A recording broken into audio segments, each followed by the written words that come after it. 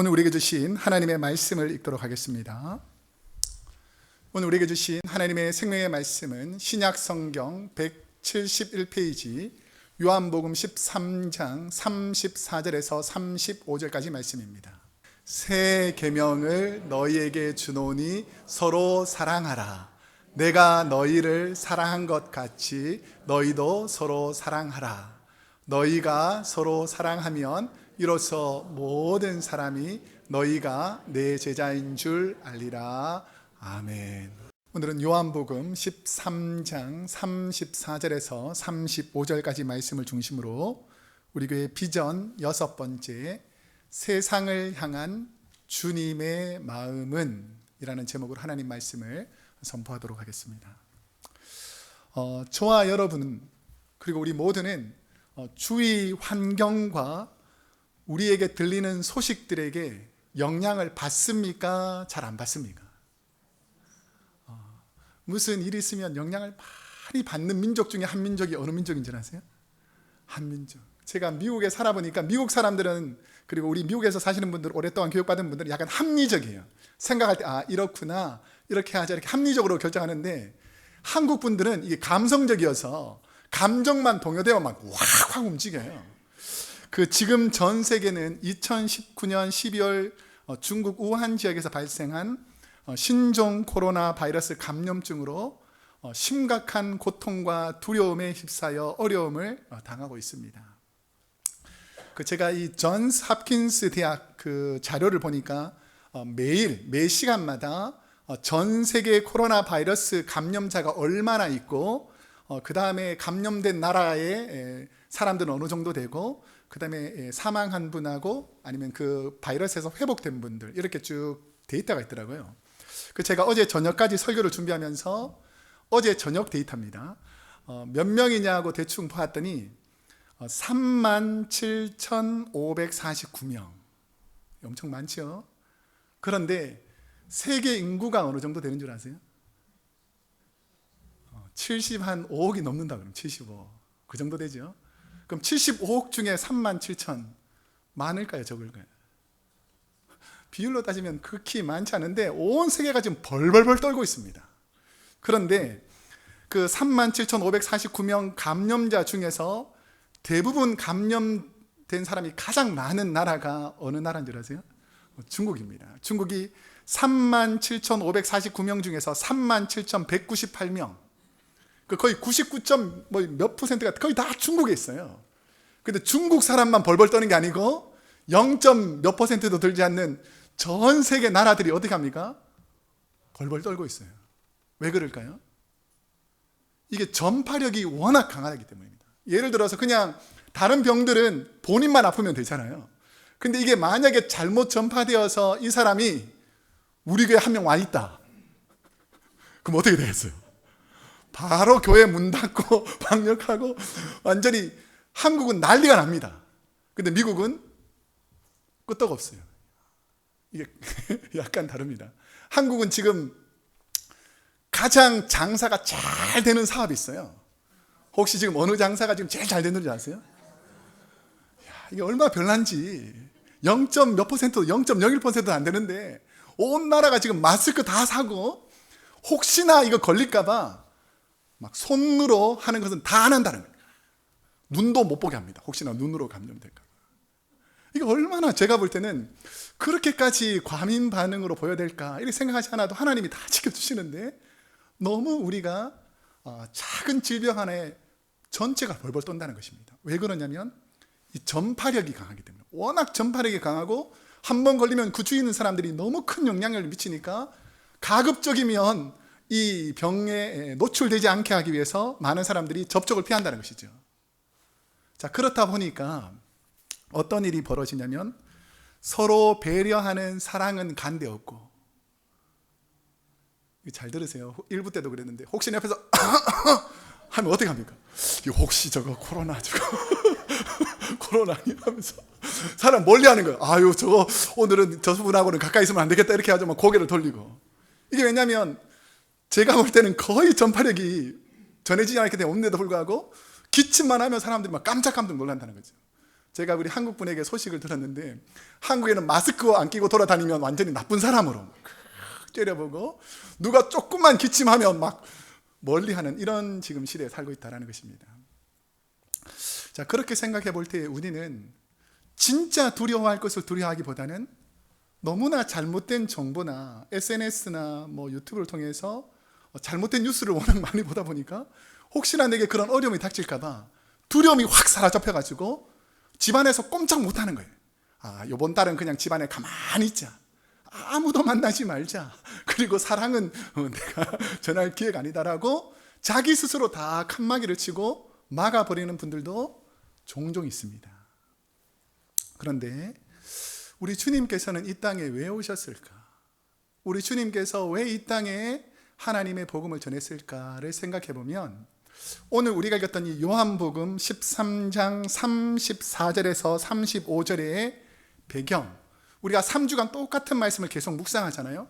그럼 이 말씀, 새 계명을 너희에게 주노니 서로 사랑하라. 내가 너희를 사랑한 것 같이 너희도 서로 사랑하라. 너희가 서로 사랑하면 이로써 모든 사람이 너희가 내 제자인 줄 알리라. 이 말씀이잖아요. 스크린을 찍어도 됩니다. 우리 성도님들을 다 아니까. 그런데 이 말씀, 예수님께서 이 말씀을 왜 하셨는지에 대해서 배경, 이 말씀을 시작한 배경을 제가 오늘 잠깐 알려드리겠습니다. 예수님께서 이제 마지막 십자가에서 돌아가실 것이다, 하나님께 사인을 받습니다. 그래서 이제 주님께서 내가 죽을 날이 다가오는구나 라는 것을 알고 13장 1절에 보면 제자들과 함께 유월절을 지키기 위해서 예루살렘에 오셨다가 그 마가 다락방, 절 보시면 됩니다. 1부 때도 몇 번 그랬습니다. 놀라지 마시고. 그래서 바람이 불어서 그런 거예요. 걱정하지 마세요. 그래서 그 마가 다락방에서 주님의 제자들과 함께 예수님께서 최후의 마지막 식사를 합니다. 그 최후의 마지막 식사를 하는 과정에서 보니까 가룟 유다에게 이 하나님에 대한 그 사랑과 예수님에 대한 복음을, 주님을 믿고 따라와서 내가 3년 동안 헌신했는데 예수님께서 계속 하시는 말씀이 뭐냐면 이제 내가 십자가에서 죽을 것이다, 나는 그냥 십자가에서 죽는 보잘것없는 사람이 될 것처럼 자기가 계속 느끼니까 이 가룟 유다의 마음속에 원망이 생기는 거예요. 내가 3년 동안 따라다녔는데, 기껏 따라다녔더니 이 사람이 그냥 십자가에 못 박아 죽는다고? 내가 그럼 이때까지 그 사람을 사랑하면서 내가 따라다녔냐? 그러니까 자꾸 미움이 생기고 화가 나고 불만이 생기는 거예요. 그러니까 이 상황을 알고 이 요한복음 13장 앞부분에 보면 사탄이 그 미움 마음 속에서, 화가 나고 불평 있는 그 마음 속에다가 예수 팔려는 생각을 넣었더라라고 성경이 기록합니다. 그 마음을 예수님께서, 영적인 예수님께서 가룟 유다의 마음 속에 예수님을 팔려고 하는 생각을 알았을까요? 몰랐을까요? 아셨겠죠. 그렇다 보니까 예수님께서 이 최후 만찬 시간에 다른 제자들은 알아듣지 못하는 여러 사인과 방법으로 너 그러지 마라, 팔지 마라, 나를 배반하지 마라고 계속해서 사인을 줍니다. 그럼에도 불구하고 가룟 유다는 점점 더 화가 나는 거죠. 아니, 내가 3년 동안 이렇게 허송세월하고 내가 손해보고 이 삶을 허비했는데 내가 뭔가는 보복해야 되겠다라고 생각해가지고 깨달은 게 뭐냐면 예수님을 팔아버리자. 자, 그랬을 때 어떤 생각이 이 성경에 기록되어 있냐면 사탄이 가룟 유다에게 들어간지라라고 나옵니다. 사탄이 들어가 버린 거예요.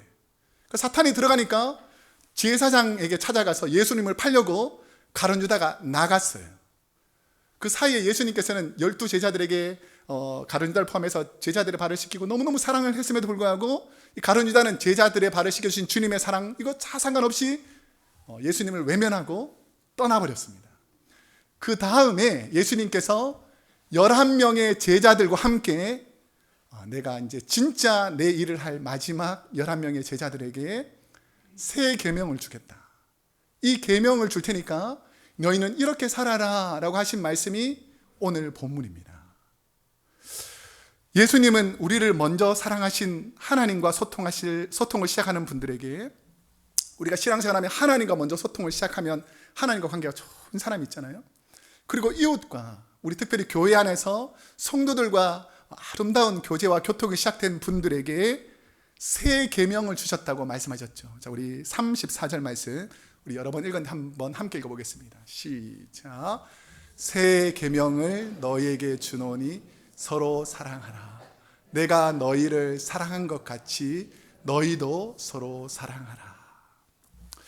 예수님은 저와 여러분에게 구원받아 하나님과의 아름다운 사랑의 사귐이 시작한 분들에게, 여러분 구원받아서 하나님과 영적으로 깊은 교제가 있기를 축복합니다. 하나님과 깊은 교제가 중요하죠. 그 다음에 지난 시간에는 구원받은 성도님들이 교회라는 한 울타리에서 성도가 서로 사랑하고 친교하고 교제하는 그런 서로 사랑하는 모습이 있었다는 것입니다. 자, 이제는 믿지 않는 세상 사람들을 향해서 서로 사랑을 시작하라 라고 말합니다. 우리가 서로 사랑해야 믿지 않는 분들이 우리가 하나님의 자녀인 줄 깨달을 줄로 믿습니다. 2015년도 9월에 전 세계 모든 사람들에게 큰 영향을 준 사진 한 장이 있습니다. 시리아에서 3살 배기 꼬마 아일란 크루디라는 이 아이가 터키 해변 보드럼에서 싸늘한 시체로 발견되었습니다. 처음 발견한 근처 호텔 주방장 아딜 드미리타스가 경찰에 신고하고 닐루페르 데미르라는 여기자가 사진을 찍어서 세상에 이 안타까운 사진을 올렸습니다. 그럼 현재 시리아는 어떤 상태에 있냐면 이슬람 스테이트, IS라 그러는데요. 이슬람 국가 재건을 외치는 ISIS, 이슬람 과격 정치 세력에 의해서 내전으로 고통을 받고 있는 나라입니다. 그러니까 이슬람을 믿는 민족들, 나라들도 많은데 여기는 ISIS는 과격 분자인 거예요. 그래서 이슬람을 믿지 않는 사람은 다 죽여버리고 과격하게 이슬람을 공격적으로 이웃 나라들도 다 이슬람화 시키려고 하는 그 모임들이 ISIS입니다. 근데 이 시리아를 점령한 거예요. 많은 ISIS들이. 그러면서 자신의 뜻대로 과격한 이슬람 분자로 바뀌지 않는 사람들은 다 학살을 시켜버리는 거예요. 그러니까 얼마나 많이 죽었냐면 UN 보고에 따르니까 시리아에서 13만 명이 죽습니다. 아까 코로나 바이러스로 몇 명 죽었다고요? 그렇게 조금밖에 죽지 않는데 지금 예수 믿거나 이슬람을 따르지 않는다고 그 같은 민족들이 13만 명이나 죽입니다. 그런데 그것뿐 아니라 이 13만 명 외에도 시리아에서 도저히 여기선 살 수 없다라고 해서 도망쳐서 이웃 나라로 난민으로 도망친 사람이 300만 명이랍니다. 얼마라고요? 300만. 엄청나게 많은 사람들이 지금 시리아 땅을 떠나서 목숨을 걸고 살아보려고 있으면 다 죽여버리니까. 그래서 그 나라를 떠나고 있습니다. 살기 위해 가족과 시리아를 떠난 아일란을 처음 발견한 드미르타스라는 사람이 이 아이를 딱 보니까 어떤 모습이냐면 죽은 3살 꼬마 아일란이 마치 잠을 자듯이 입가에 옅은 미소를 띤 채 팔과 다리, 얼굴이 생생하고 이 해변가에 누워 있는 거예요. 근데 이제 같이 오던 5살 형도 죽고 이 아일란 3살도 죽고 어머니도 죽습니다. 겨우 아버지가 살아남는데 이 아일란이 살았을 때 이게 배가 전복되어서 죽어가면서 아버지한테 마지막 한 말을 아버지가 뭐라 들었냐면 아빠 제발 살아주세요. 그리고 우리의 형편을 알려달라는 거예요. 살아서 제발 알려달라는 것이죠. 그러니까 제발 살아주세요 라는 마지막 말을 하고 죽습니다. 이 안타까운 사연을 알게 된 여기자 데미르는 안타까운 마음으로 이 사진을 기사에 실어서 올립니다. 이 사진은 SNS를 타고 전 세계에 알려졌고 이 사진을 본 사람들의 마음이 바뀌기 시작하는 거예요. 이전에 난민들은 우리에게 필요 없는 사람이고 우리를 힘들게 하는 사람이라고 생각했었는데 이 여기자가 찍어놓은 이 사진에 이 어린아이의 불쌍함, 연약함을 바라보면서 만약에 이 아이가 내 자녀라면, 만약에 이 아이가 내 손자, 손녀라면 이라는 이 사랑의 마음, 연약한 사람을 사랑하는 마음이 생기기 시작하니까 많은 사람들의 마음들이 이 사진 한 장으로 바뀌기 시작하다는 것입니다. 이전까지 서방 각국은 난민을 외면하고 무자비하게 추방했습니다. 그런데 이 사진 한 장으로 난민 지원을 강화하고 적극적으로 난민을 받아들이는 태도로 바뀝니다. 그러니까 각 나라별로 난민 수용소를 만들게 됐어요.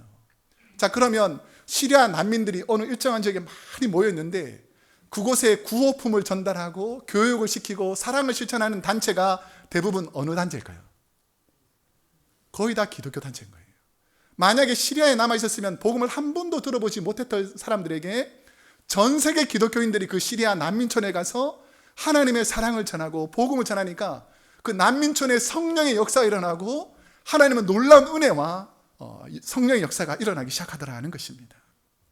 저는 이 한 장의 사진이 세상의 많은 사람들의 마음속에 서로 사랑하라는 마음으로 바꾸었던 것처럼 하나님께서 우리에게 은혜를 주시면 세상 가운데 죽어가는 영혼들에게 서로 사랑이라는 복음의 역사가 일어난다라는 것입니다. 하나님과 소통하고 성도가 교회에서 주의 사랑으로 소통할 때 믿지 않는 세상의 불신자들에게 어떻게 하라고 말씀하시는가? 우리가 하나님과 관계도 좋고 교회와 관계가 좋다, 그러면 끝이 다 이게 아니에요. 우리가 이 땅에 태어난 존재 목적, 우리가 이 땅에 살아가는 이유가 나만 잘 먹고 나만 개인적으로 안전하면 되고 나만 접촉 안 하면 되고 이게 아니라는 거예요. 우리 주님은 그렇게 연약한 분이 아닙니다. 하나님은 이 고난을 통해서 더 큰 계획을 가지고 계신 줄로 믿습니다. 우리 35절 말씀 우리 한번 함께 읽어보겠습니다. 시작. 너희가 서로 사랑하면 이로써 모든 사람이 너희가 내 제자인 줄 알리라. 예수님께서 이 말씀을 하실 그 당시의 사람들, 제자들, 그 형편을 보면 당시 로마 정치 세력에 눌려 노예로 살던 이스라엘 백성들에게 예수님이 말씀하신 세 계명, 서로 사랑하라는 말씀은 주님을 모르는 사람들에게, 특별히 저와 여러분과 같은 크리스찬들을 통해서 서로 사랑의 마음이 믿지 않는 자들이 느껴지기 시작할 때에 믿지 않는 사람들이 감동을 받고 이 사람이 진짜 크리스찬이구나, 이 사람이 우리를 돕는 사람이구나, 이 사람이 바로 내가 낙심되고 실망할 때 나를 위로해 주는 사람이라는 것을 깨닫고 복음을 받아들이더라는 것이죠. 주님의 사랑을 받은 사람이 더 깊고 진실한 하나님의 사랑을 누릴 수가 있습니다. 여러분, 하나님의 사랑을 잊지 않기를 축복합니다. 그러면 이게 어느 나라 스토리인가? 이게 다른 나라에도 많은 이런 일이 있지만 우리 이 대한민국, 조선, 한국 땅에 그런 일이 있었던 지가 불과 몇 년 되지 않는다는 것입니다. 우리가 잘 아시겠지만 1950년 6월 25일 새벽 5시 한국에 무슨 일이 있었습니까?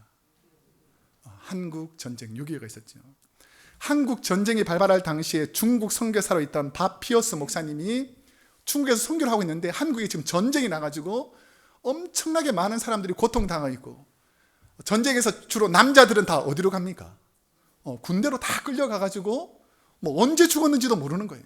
그러다 보니까 남은 사람들은 주로 고아들, 미망인들, 어려운 사람들로 가득한 한국에 누군가는 도와줘야 되는데 직접 와서 죽을까 봐 도와주는 사람이 없었어요. 그리 많지 않았습니다.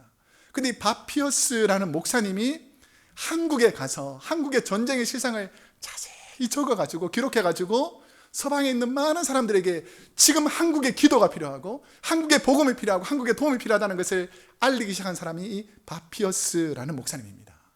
우리 이분의 영상이 한 5분 정도 되는데 한번 보고 계속 설교를 이어가겠습니다. 한국은 불과 100년 전만 하더라도 방글라데시, 이디오피아와 버금가는 가난한 나라였습니다. 아마 여기 계신 분들 중에서는 적지 않은 분이 이 상황을 직접 경험하고 어린 시절에 이런 삶을 사셨던 분들도 있을 것입니다. 혹시 한국에서 미국 그 차가 이렇게 쭉 지나가면 꼬마들이 막 쫓아다니면서 했던 말이 뭔지 아세요? 김미어 초콜릿 아니면 초콜릿, 이럴 때가 불과 6, 70년 전이었어요. 근데 하나님께서 하나님의 은혜로 한 영혼이 그 사람을 불쌍히 여기고 그 민족을 불쌍히 여기고 수많은 사람들에게, 특별히 미국의 순수한 성도들에게 복음의 씨앗을 뿌리니까 많은 사람들이 도와주었기 때문에 우리가 이 크로스웨이 교회에서 많은 한국 분들이 교회에서 믿음 생활을 시작하고 있는 줄로 믿습니다. 바피어스 목사님을 통해서 서로 사랑의 말씀을 들은 미국 교회 순수한 성도님들의 후원과 한국 교회 주님께 쓰임 받은 한경직 목사님과 같은 훌륭한 목사님의 도움으로 한국 교회는 복음으로 물들 수 있었고 하나님의 은혜로 경제적 풍요와 삶의 수준이 높아질 수 있었습니다. 그런데 전 세계에는 아직도 100년 전 조선 땅처럼 복음을 한 번도 들어보지 못하고 코로나 바이러스 감염된 사람들이 죽어가듯 죄와 거짓 속에 사는 분들이 너무나 많은 시대에 살고 있습니다. 저와 여러분이 하나님을 사랑하고 교회에서 서로 사랑하고 믿지 않는 분들에게 주님처럼 사랑을 베풀 때 믿지 않는 분들이 이런 사람들이 진실로 우리가 사귀고 싶은 하나님께서 보내신 축복의 통로구나라는 것을 느끼려면 우리가 그 주님의 말씀에 순종하고 나와 아무 관련이 없어 보이는 그 사람에게도 주의 사랑으로 서로 사랑해야 될 줄로 믿습니다. 자, 그러면 서로 사랑하는 것이 무엇인가? 우리가 하나님께 구원받아 은혜롭게 살고 교회에서 신앙생활하는 것에서 만족하지 않고 믿지 않는 영혼들을 살리기 위해서 우리가 어떻게 해야 되는지를 가장 잘 알려준 사도 바울의 말씀, 오늘 말씀에서 제일 중요한 말씀이 있습니다. 로마서 10장 14절에서 15절 앞부분 우리 한번 함께 한 목소리로 읽어보겠습니다. 시작. 그런즉 그들이 믿지 아니하는 일을 어찌 부르리요? 듣지 못한 일을 어찌 믿으리요? 전파하는 자가 없이 어찌 들으리요? 보내심을 받지 아니하였으면 어찌 전파하리요? 본문에 보면 4번의 어찌라는 말이 나옵니다.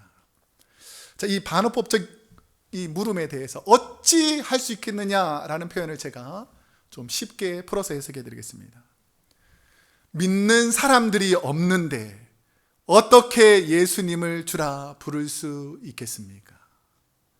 복음을 듣지도 못했는데 어떻게 믿을 수가 있겠습니까?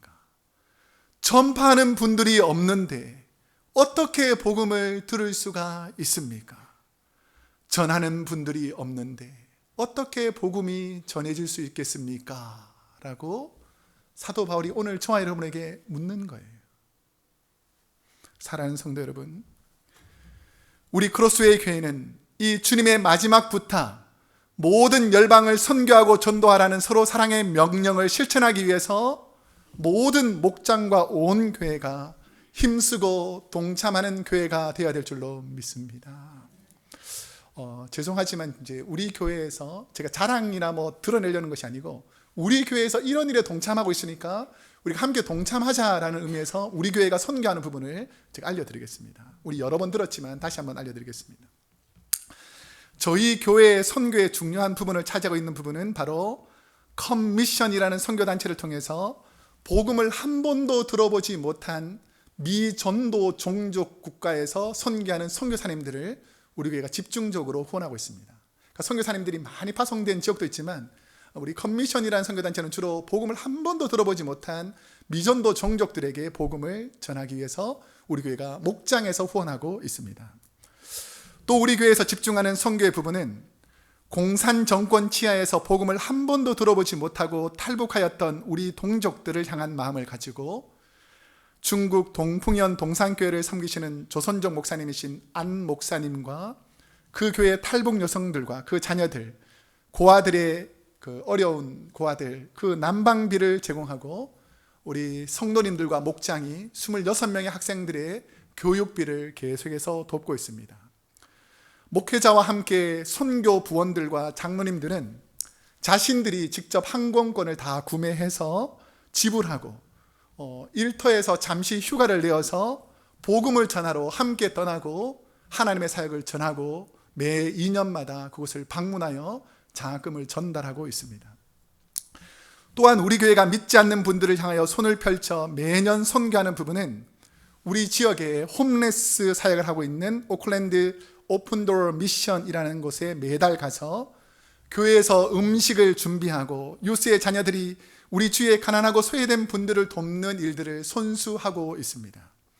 또한 오클랜드 항구에서 가난한 외국에서 하역 작업을 하려고 온 분들에게 선교하는 항만 선교를 통해서 올해도 그 더운 지역에서 온 사람이 외투 두꺼운 게 없잖아요. 오클랜드 추운 겨울에 외투를 제공하기 위해서 우리 교회에서 수십 벌의 외투를 지원하고 있습니다.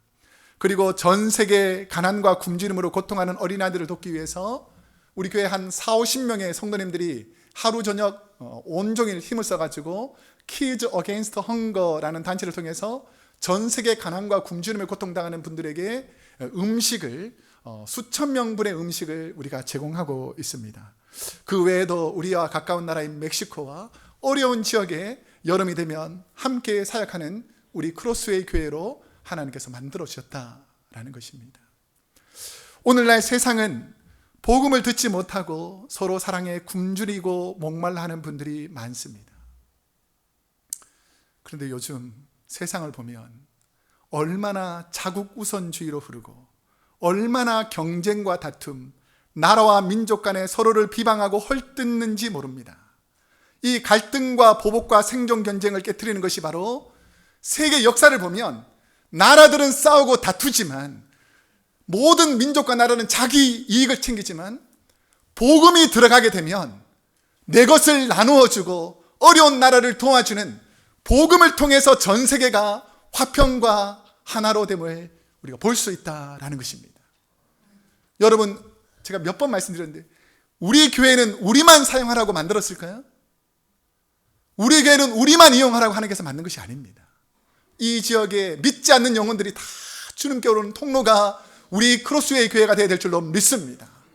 그래서 우리 교회 때문에 주위 사람들이 기뻐하고 우리 교회 때문에 많은 사람들이 혜택을 누리고 우리 교회 때문에 가난하고 굶주렸던 사람들이 하나님의 은혜로 복음을 받아들인다면 그것이 바로 서로 사랑하는 하나님의 말씀을 실천하는 것인 줄로 믿습니다.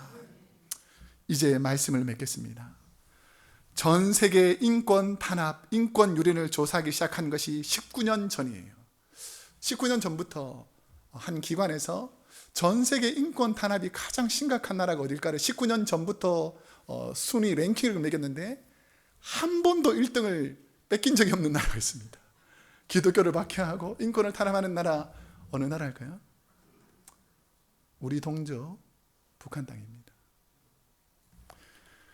어쩌면 한 대, 두 대, 세 대만 올라가면 그 많은 분들은 어쩌면 우리 형제일 수도 있고 우리 가족일 수도 있고 우리의 친척과 이웃일 수 있는 분들이 수십 년 동안 서로 나눠져 있다 보니까 자기 중심적이고 이기적인 민족으로 변질될까 저는 하나님께 기도하고 있습니다.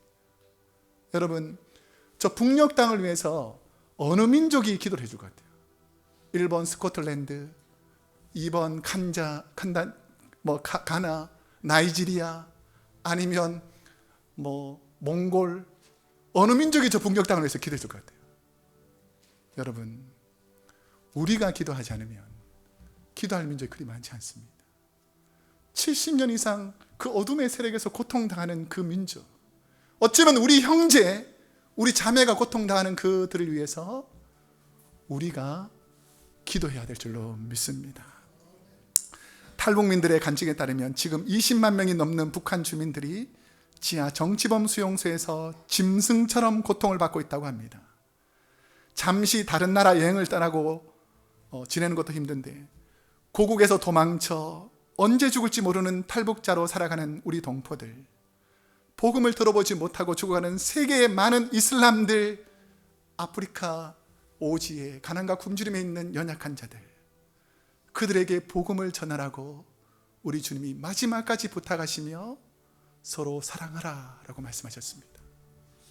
오늘 그 말씀이 여러분 가운데 하나님의 말씀으로 받아들인다면 믿지 않는 영혼들을 향한 거룩한 주님의 비전을 함께 이뤄가는 저와 여러분이 되시기를 축복합니다. 기도하겠습니다.